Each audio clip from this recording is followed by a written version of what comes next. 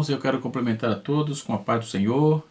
Você está no canal Rascunho da IBD, eu sou o pastor Edivaldo Pereira. Nesta oportunidade estaremos comentando a lição de número 11, lição da classe dos adultos, que vem trazendo um título interessante, né? Lucas, Atos, modelo pentecostal para hoje, né? Modelo pentecostal para hoje. Na verdade, qual é o tema, não é, do livro de Lucas? Qual é a temática, não é, do livro que Lucas apresenta? Nós vamos traçar esse projeto, esse processo agora aqui no canal Rascunho DVD. Lucas, quem era Teófilo? Não é? O que significa? Para quem Lucas escreveu? Qual era o destinatário? Do que tema que Lucas estava tratando? E Atos? Quem foi o escritor de Atos? Do que Atos tratava? É Atos dos Apóstolos ou Atos do Espírito Santo? Estas e outras perguntas responderemos agora no canal Rascunho DVD. Portanto, não perca, não saia daí, fique conosco. Se você está passando aqui pela primeira vez, se inscreva no canal, deixe o seu joinha, o seu like e compartilhe para que mais pessoas possam conhecer a palavra e chegar até essas pessoas, tá certo? O tema do livro do Evangelho que Lucas escreveu, que data aí de cerca de 60 a 63 depois de Cristo, né? Nós vamos ver aí que Lucas escreveu, o tema era Jesus, o Filho do Homem, né? E o destinatário da carta de Lucas era os gregos, né? Então, Lucas era um médico, um missionário evangelista, historiador, pesquisador, escritor do terceiro evangelho. Seu relato de vida no ministério de Jesus enfatiza que ele era o perfeito Filho de Deus e o Salvador de toda a humanidade. Lucas não aprova nenhuma discriminação. Jesus ama a todos, aproxima-se de todos, morreu por todos e chama a todos a serem salvos. Lucas é o livro mais longo do Novo Testamento, ok? Nós vamos estar aqui comentando um pouco sobre Lucas. É praticamente um panorama bíblico de Lucas e Atos dos Apóstolos, né? Quando vamos tratar isso aí, Lucas traz 4 capítulos mais completos da vida de Jesus. Lucas começa explicando como o anjo Gabriel predisse a vida de Jesus e Maria, e concluiu com o vislumbre de Jesus subindo de volta para o céu, subindo aos céus, né? Sendo assunto aos céus, após a ressurreição dentre os mortos. Então, o primeiro capítulo retrata de Zacarias, o sacerdote, saindo do mundo do templo, incapaz de dar a volta, de dar ao povo a bênção costumeira, não é? Porque estava mudo. O último capítulo mostra Jesus, o nosso grande sumo sacerdote, dando aos seus discípulos a bênção de despedidas. E aconteceu que, abençoando-os ele, e apartou-se dele e foi levado ao céu. Capítulo 24, verso de número 51. Então Jesus havia completado seu ministério terreno, estava entrando no seu ministério, em seu ministério celestial, de sumo sacerdote, entrando no seu para interceder por todos os fiéis à mão direita de Deus. Então, o destinatário dessa carta era os gregos, em especial um homem chamado Teófilo, não é?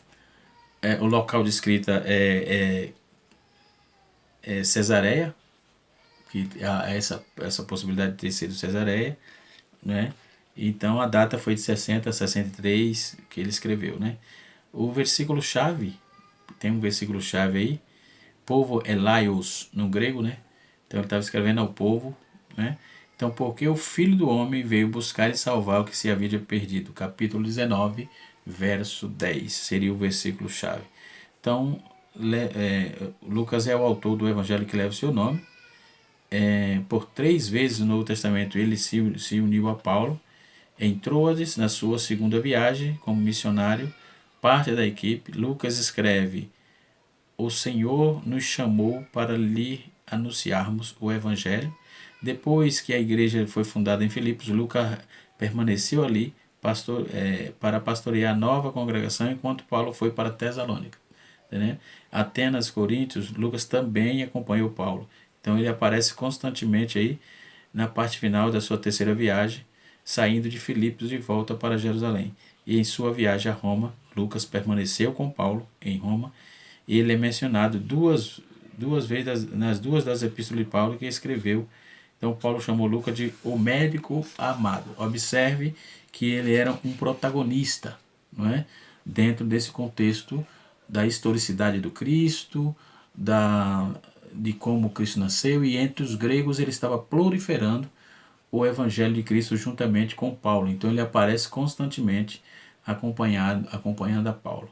Lucas também ele distinguiu daqueles que eram da circuncisão, judeus e tal. Ele também distinguiu. Pode ser que Lucas fosse um judeu, mas provavelmente ele era um gentil.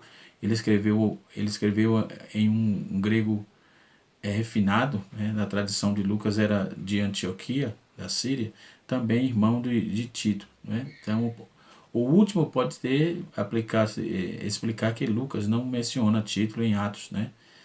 Em 2 Timóteo 4,11, Paulo ele fala de Lucas. Só Lucas estava comigo. Então, Lucas foi o único que permaneceu com Paulo durante o encarceramento, né?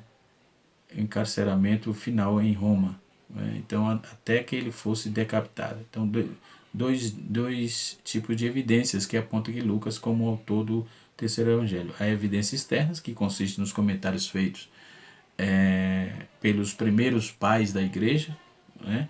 e outras documentações que provam do ano 200, Irineu, Clemente de Alexandria, Tertuliano, que trata do canon de Moratório.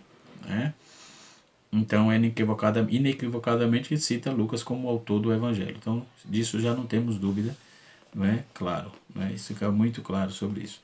Quando a Bíblia diz que há uma evidência interna que Lucas estava Lucas em Atos dos Apóstolos tem um autor como em comum, ambos dirigidos ao mesmo indivíduo chamado Teófilo. Não é? Então ele disse primeiro tratado a Teófilo acerca de tudo que Jesus começou a fazer, mas não só a fazer, mas a ensinar. Então ele também, na segunda indicação, que ele aponta em Atos capítulo 1, verso 1, né? E assim sucessivamente. Então Teófilo está sempre em evidência porque Lucas escreveu para essa mesma personalidade. Lucas diz que Teófilo conheça a certeza das coisas que já está informado. Capítulo 1, versículo 4 de Lucas. Então nós vamos observar que todos os fatores apontados aqui por Lucas, nós vamos ver que o esboço do livro apresenta o batismo e a tentação de Jesus. Né? Ele começa com um prólogo do capítulo 1 do versículo 1 até o versículo 4, depois do versículo 1 até o capítulo 4, ele apresenta aí a tentação, o batismo e a tentação de Jesus, depois ele apresenta a pregação, as pregações e milagre de Cristo, depois as parábolas e ministério coreano, ou pereano de Cristo, né? Depois ele apresenta a paixão, a ressurreição e a ascensão de Cristo. Essas são, resumindo bem o esboço aqui. O esboço de Lucas é um esboço muito grande, mas só para a questão de sintetizar aqui o assunto, para o vídeo não ficar muito grande.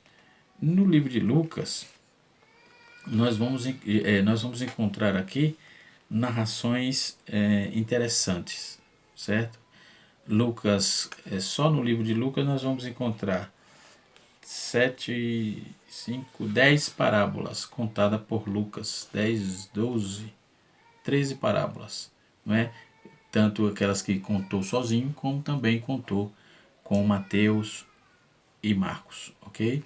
E assim sucessivamente. Então, são algumas curiosidades do livro de Lucas. Então, quem era Lucas? O médico. Quem escreveu Lucas? O próprio autor, o Lucas. Para quem ele escreveu? Para os gregos, em especial a um homem chamado Teófilo. Essas perguntas já estão respondidas aqui agora, ok? Você está vendo e está acompanhando aqui no canal Rascunho da EBD, tá certo? segundo o Evangelho, um dos primeiros, Lucas é um dos maiores livros do Novo Testamento. Ele contém um número muito grande de escrita, tem também muitas informações claras e contundentes com respeito a tudo que Cristo trabalhou, fez. Então, o título geral deles poderia ser chamado Lucas, o título geral é Jesus, o Filho do Homem. Poderíamos trabalhar assim, ok? E conforme eu disse que o Lucas é um livro grande, ele tem 24 capítulos e 1151 versículos. É o livro, o total do livro de Lucas. Já o livro de Atos, né, já aproveitar para deixar essa informação, Atos é um livro chamado histórico, né, do livro do Novo Testamento, é 28 capítulos e tem 1007 versículos, só para título de informação, para sintetizar aqui a nossa aula, ok? Então, quando Lucas, alguns eruditos apontam Lucas, que usou o Evangelho de Marcos, na verdade ele bebeu na fonte de Marcos, né? Porque diz, segundo os estudiosos eruditos da Bíblia, o Marcos foi o primeiro evangelho a ser escrito, né? Então, como fonte, ele escreveu seu próprio relato, que datam por ano de 69 a 63 ou até 70, né? Antes de Cristo. Então, entretanto, alguns salientam que Lucas escreveu antes de Atos, né? Lucas, ele escreveu Lucas primeiro para depois Atos. Então, ele escreveu durante o primeiro encarceramento de Paulo pelos romanos no ano 63, como Lucas estavam em Cesareia de Filipe, durante 2 anos em que Paulo ficou preso lá. Está escrito no capítulo 27 de Atos, verso de número 1. Então, por que o comentarista, acredito que o comentarista colocou na lição, essas duas junções do livro, devido à similaridade que ambos têm, visto que é o mesmo autor do livro. Então, ele teria uma grande oportunidade durante aquele tempo para produzir as investigações que ele menciona a partir do capítulo 1, no seu versículo 1 até o versículo 4, ele trata do que ele estava fazendo lá, resumindo ali, né, nesse prólogo que ele traz. Então, se for esse caso, então o Evangelho de Lucas pode ser tratado por volta de 59 a 60, 63 aproximadamente, né? No máximo até 75 depois de Cristo. Uma característica do Evangelho de Lucas é que ele dá ênfase na universalidade da mensagem cristã, do Cântico de Simão, louvando a Jesus como luz para as nações, comissionando o comissionamento do Senhor Jesus, do Senhor ressuscitado, para que se pregassem a todas as nações. Lucas realça o fato de que Jesus não apenas o libertador de judeus, mas também o salvador de todo mundo, entendeu? Então, a fim de sustentar esse tema, Lucas omite muito material que é restritamente de caráter judaico. Por exemplo, ele não inclui o pronunciamento da condenação de Jesus aos escribas e fariseus, que está em Mateus capítulo 23. Lucas não fala disso. Nem ele coloca a discussão também sobre o tratado, a tradição judaica, está no capítulo 15, versículo 1 a 20, e Marcos capítulo 7 de Mateus, e Marcos capítulo 7, versículo 1 a 23. Lucas também, ele exclui os ensinamentos de Jesus no Sermão da Montanha, que tratam diretamente o seu relacionamento com a lei. Então, Mateus capítulo de número 5, verso de número 21 até o 48, Mateus 6, versículo de 1 a 8, Mateus 16, versículo 16 a 18. Então, Lucas também omite as instruções de Jesus aos 12 para que se abstesse de ministrar aos gentios e samaritanos. Então, por outro lado, Lucas inclui aí muitas características que demonstram a universalidade. Ele enquadra o nascimento de Jesus em um contexto romano, Lucas capítulo 2, né, e até o capítulo 3, ele também trata disso, mostrando que ele o que ele registra tem significado para todas as pessoas, ou seja, ele enfatiza ainda as raízes, né, as raízes judaicas de Jesus e de todos os escritos dos evangelhos. Ele só registra a circuncisão, a dedicação a Jesus, então, bem como sua visita ao templo quando menino. Ele somente relata o nascimento de Jesus, a infância no contexto dos judeus piedosos, como de Simão, Ana, Maria, Isabel e que estavam aí entre os fiéis restantes, esperando a consolação de Israel. Lucas capítulo 2, verso 25. Então todo o evangelho de Lucas deixa claro, que ele escreveu, deixa claro que Jesus é o cumprimento das esperanças do Antigo Testamento, né? Que estava relacionada à soteriologia, à salvação, né? Então, quando vamos ver que a obra em duas partes, ela é dividida: nascimento, vida, ministério, morte, ressurreição, ascensão de Jesus. Então, Lucas ele trata também do derramamento do Espírito, desenvolvimento da igreja em Jerusalém, de toda a igreja primitiva, isso em Atos, né? Os dois livros eles perfazem aí mais de uma quarta parte do Antigo Testamento, do Novo Testamento.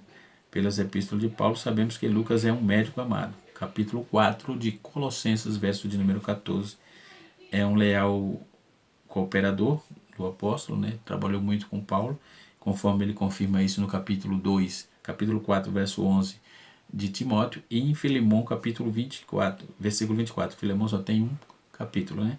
Então, os trechos de Atos, na primeira pessoa do plural, ele veja a tradução pelos escritos de Lucas, vemos que ele era um escritor culto, hábil, um historiador atento e um teólogo inspirado, né?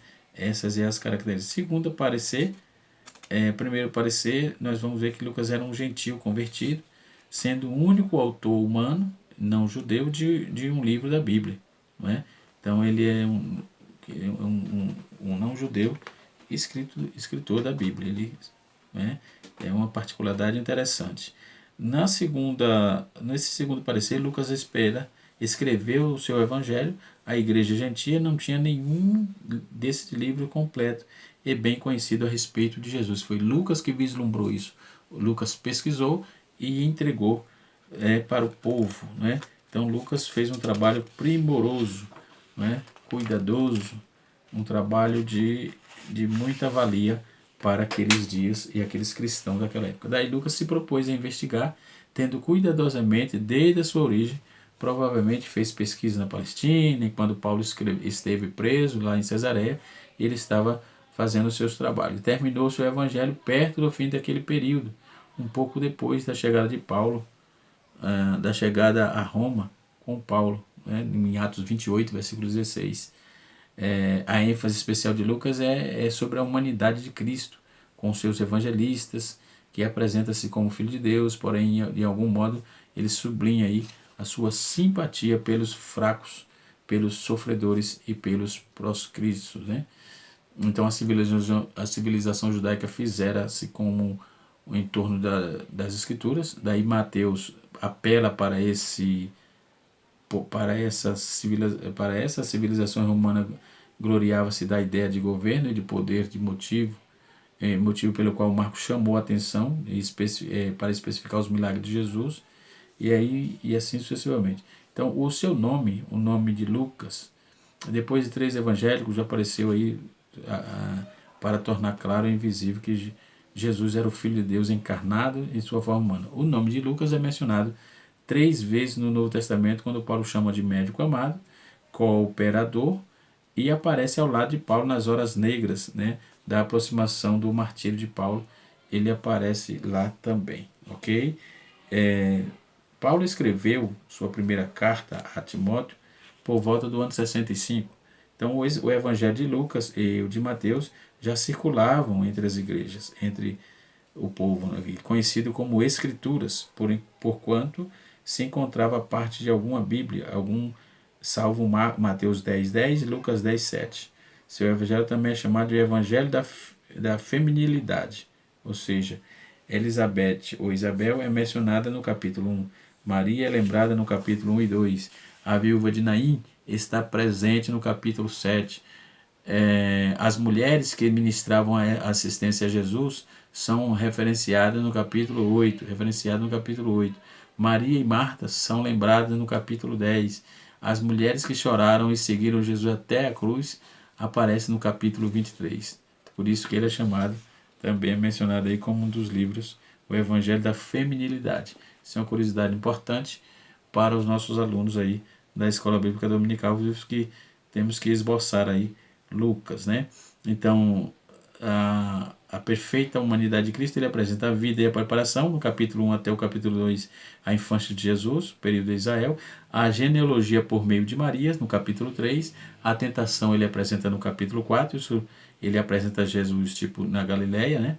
Depois ele fala sobre o ministério da Pérea e Samaria e Judá, as parábolas e o testemunho, vai do capítulo 10 até o capítulo 21, e do capítulo 22 até o capítulo 24, o sofrimento e a morte e a ressurreição e os últimos dias em Jerusalém. Né? Então, Lucas escreveu o Evangelho para os gentios, proporcionando-lhes registro completo, né, e exato de todas as coisas que Jesus começou a fazer e ensinar até o dia em que foi levado às alturas. Né? Aí escrevendo sobre a inspiração do Espírito, sua intenção foi transmitir a Teófilo a o outro convertido interessado, gentil, né, pela verdade a respeito daquele da qual já havia sido oralmente inteirado, né? E assim sucessivamente. Podemos observar que Lucas, segundo o Evangelho segundo Lucas, começa com uma narrativa mais completa sobre a infância de Jesus, né? O seu ministério na Galileia, seu ministério durante a viagem final a Jerusalém e a sua última semana em Jerusalém. Nós vamos apresentar aqui ainda 8 características interessantes no Evangelho de Lucas. Por exemplo, primeiro, seu amplo alcance aos registros de eventos da vida de Jesus, desde a anunciação do seu nascimento até a ascensão. Segundo, a qualidade, né, excepcional do seu estilo literário, era bem refinado, bem aguçado. O terceiro, o alcance universal do Evangelho, ou seja, que Jesus veio para salvar todos, Jesus, judeus e gentios igualmente. E quarto, ele salienta a solicitude de Jesus para os necessitados, inclusive mulheres, crianças, pobres e os socialmente marginalizados. Então Lucas trabalha esse evangelho também e a sociologia, né? E assim sucessivamente. Na quinta característica ele enfatiza a data e a vida de oração de Jesus, ele enfatiza, dá um ênfase muito grande, aliás, a vida de oração de Jesus e o seu ensinamento a respeito da oração. Na sexta característica, nós vamos ver que ele traz um notável título de Jesus, este evangelho chamado Filho do Homem. E o sétimo, ele dá um enfoque muito forte sobre a alegria que caracteriza aqueles que aceitam Cristo e a sua mensagem. E a oitava característica, ele dá uma ênfase à importância e à proeminência do Espírito Santo na vida de Jesus e do seu povo. Não é? Então, interessante saber disso e notar que Deus tem trabalhado nos evangelhos. Depois nós vamos ver Atos dos Apóstolos. E qual era a finalidade de Atos dos Apóstolos? Atos dos Apóstolos é a propagação final do Evangelho pelo poder do Espírito Santo. Não é? A palavra-chave aqui é testemunha, e o destinatário aí desse livro é a todos os homens. Né? Os livros de Atos saem como o Evangelho segundo Lucas. Não é? E é endereçado também ao chamado Teófilo, capítulo 1, verso 1 de Atos. Embora nenhum dos dois livros identifique nominalmente o autor, o testemunho é unânime do cristianismo primitivo, da patrologia também, aponta Lucas como escritor do seu livro que leva o próprio nome e de Atos dos Apóstolos. Né? Atos dos Apóstolos, o elo no caso, essa ênfase inicial das escrituras consiste em 2 coletâneas, né? Os 4 Evangelhos e as Epístolas de Paulo. O Atos desempenhou um papel substancial na ligação entre esses elos, né, o Espírito Santo no Pentecostes, que é o tema da nossa lição, né? O Espírito Santo ele pousou sobre os discípulos, né? Inclusive a nossa lição aqui está dividida em 3 tópicos, como de prática. Primeiro, o Evangelho de Lucas, que eu já trouxe aqui. O segundo tópico é os Atos dos Apóstolos, o Espírito Santo no ministério da igreja e um modelo pentecostal para os nossos dias. Então, as nações mencionadas no dia de Pentecostes, no livro de Atos, são mencionadas Roma, Egito, Ásia, Elão, Pátria e etc. Capítulo 2, verso de número 9 até o verso 11. Né? Depois ele também Atos ele aponta, traz um manual de missões, né? O manual da obra missionária. Sem dúvida, Atos é o melhor manual de missão que já foi escrito. Nele encontramos a razão de ser da obra missionária, ou seja, o objetivo único dos cristãos era levar o evangelho ao conhecimento da salvação, né? Então vemos a igreja primitiva em um programa definido como para a realização de seus planos. Alguns grandes centros foram escolhidos como base de onde pudessem irradiar a influência do trabalho dos discípulos, de maneira que atingirem os lugares vizinhos. Os discípulos foram simples, diretos, bem-sucedidos e dependeram inteiramente do poder de Deus mediante o seu espírito, não é? Aí avançar com zelo irreprimível e a coragem inabalável. Então, nós vamos ver o testemunho em Jerusalém, depois o testemunho em Samaria, depois o testemunho até os confins da terra. Capítulo 3 fala do testemunho em Jerusalém, até o capítulo 8. O capítulo 8 até o capítulo 12 aponta para o testemunho na Judéia até Samaria. O testemunho era a pregação do evangelho. Depois aponta aí, do capítulo 13 até o capítulo 28, o testemunho, não é? Até os confins da terra. A morte de Estevão foi o começo dessa grande perseguição aos cristãos, que foi aí conseguiram aí chegar até Antioquia, né? E assim sucessivamente. Então podemos ver que essa graça, esse poder que está inserido no livro de Atos dos Apóstolos, ok? Atos dos Apóstolos, podemos também trazer a menção de que é o Espírito Santo em ação. Em primeiro lugar, o Espírito Santo visita a vida de várias pessoas. Ele é visto na vida de várias pessoas fiéis, relacionados com o nascimento de João Batista, de Jesus e tal. Em segundo lugar, o Espírito Santo capacita Jesus para cumprir o seu ministério. O Messias ungido pelo Espírito Santo, a partir do capítulo 3 até o capítulo 5, vai tratar dessa demanda, ok? Então, quando vamos ver esse fator racional do Evangelho que vamos ver no capítulo em Atos dos Apóstolos, Atos é uma sequência da vida de Cristo nos Evangelhos, registrada a disseminação da cristandade de Roma a Jerusalém a Roma, a iniciação da grande comissão de Jesus para formar discípulos em todas as nações. É a chave do livro, né? Ele aponta aí o derramamento do Espírito Santo sobre para a igreja ser testemunha, né? Então, em geral, Atos relaciona a expansão da cristandade passo a passo.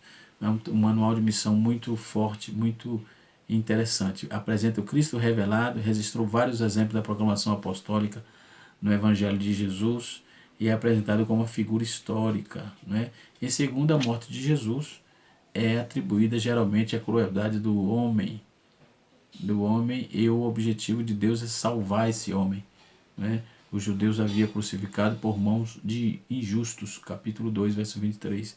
Por outro lado, Jesus tinha sido entregue pelo determinado conselho, a presciência de Deus, né? E essa ressurreição de Jesus é enfatizada especificamente como cumprimento da profecia no Antigo Testamento, né? E nós vamos ver em Atos dos Apóstolos como uma revogação de Deus, do veredito de Deus sobre o homem. Então, quando vamos ver o esboço do capítulo 1 até o capítulo 2, nós podemos ver que é o poder para testemunhar. Depois, no capítulo 3 até o capítulo 8, é o testemunho de Jerusalém, ou seja, missões locais. No capítulo 8 até o capítulo 12, nós vamos ver o testemunho na Judéia e Samaria, ou seja, missões nacionais. E no testemunho dos confins da terra, que é missões estrangeiras, né? Do capítulo 13 até o capítulo de número 28. Então, podemos observar o quanto é importante, né? Quando vamos trabalhar missões estrangeiras, começa com Paulo e Barnabé. São os primeiros missionários ao exterior, foram enviados ao exterior, partiram da Antioquia para o ocidente, né? No capítulo 13, verso 2 e 3. A maior parte do empreendimento do mundo são as missões estrangeiras.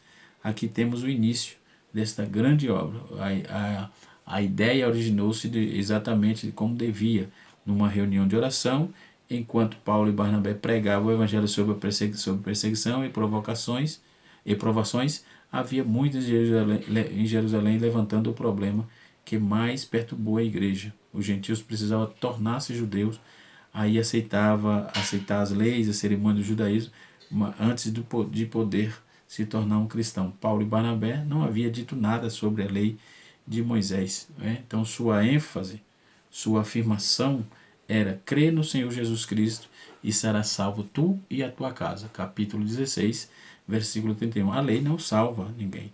A essa altura Lucas se uniu aos missionários, no capítulo 3, capítulo 16, verso de número 10. A primeira pessoa convertida na Europa foi um sábio, uma autoridade de influência, mas Lídia era uma vendedora de púrpura, né? Não foi um sábio, um poderoso, um governador, não, foi Lídia, a vendedora de púrpura. Em Filipos, encontramos Paulo e Silas na prisão, porque vemos homens como estes lançados em cadeias, né? Segundo cristão da Europa, foi bem diferente da primeira cristã. Lídia se converteu numa reunião de oração, mas foi preciso um terremoto para sacudir o carcereiro. E a pergunta dele é provavelmente uma das mais importantes do mundo. A experiência de Paulo, né, nas maiores cidades do seu tempo são repletas de interesse. Ele fundou uma igreja em Tessalônica. Na famosa Atenas, ele pregou seu imoral sermão no Areópago, né? Esta é uma das grandes cenas da história da igreja, que teve um efeito aos ouvintes, conforme está escrito no capítulo 17 de Atos, versículo 32. Então, esse esboço é interessante, porque quando vamos ver essas características, temos no livro de Atos as características da igreja primitiva. No capítulo 2, verso 44, nós temos a frequência às reuniões. No capítulo de número 2, verso 45, nós vamos ver a contribuição financeira que estava em pauta. Na missão da igreja, em Atos 2, 46 e 47, nós vamos ver a igreja estava envolvida na frequência, tinha frequência nas reuniões, tinha contribuição e também frequência na missão da igreja, né? Porque eles pegaram semeis testemunhas, ou seja, o coração do livro de Atos é a salvação vem a este mundo somente por Cristo. Esta é a mensagem central, somente por Cristo que vem a salvação do Senhor sobre a vida dos homens, enfim. Então nós vamos ver 9 principais destaques que vamos assinalar aqui para fechar, para o vídeo não ficar no turno. Primeiro, a igreja. Segundo, o Espírito Santo. Terceiro, a mensagem da igreja primitiva. Quarto, a oração. Quinto, sinais e maravilhas e milagres. Sexto, a perseguição. Sétimo, a ordem judaica gentia. E oitavo, as mulheres. A menção especial às mulheres dedicadas na obra contínua da igreja, né? E o nono, o triunfo. As barreiras e alguma nacional, religiosa, cultural ou racional caíram por terra. Nem a oposição, nem a perseguição puderam impedir o avanço do Evangelho. Tá certo? Fica aqui essa reflexão sobre dessa bela revista, a revista número 11, né? E com certeza vamos aprender bastante nesse domingo próximo. Espero poder ter te ajudado. Deus abençoe a todos e até a próxima aula, se Deus assim nos permitir. Canal Rascunho da EBD, ensinando para transformar vidas.